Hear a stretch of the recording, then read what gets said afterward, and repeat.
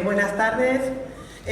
Lo primero, agradecer el apoyo a todas las autoridades presentes, en especial al presidente, a la secretaria general. Gracias por este apoyo y sobre todo quiero dedicar este premio a mi federación, la Federación Gallega de Judo, a la cabeza del presidente Mario Muzas. Decirles que gracias por abrirme las puertas de esta gran familia, gracias por hacerme sentir que este deporte no es individual, es por equipo. Gracias por apoyarme en todo momento, de momentos buenos, momentos difíciles, y gracias por enseñarme a que juntos podemos llegar a mucho y sé que llegaremos a mucho más.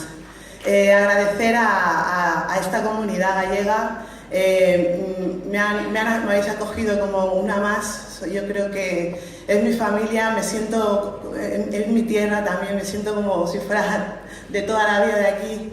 Y sobre todo, gracias por este apoyo y por este premio. Y por último, decir a todos los chavales que nos acompañan esta tarde, gracias por venir, y sobre todo deciros que seguir creyendo, seguir creciendo en vuestros sueños, y sobre todo recordar que aquí tenemos todo para ser mejores.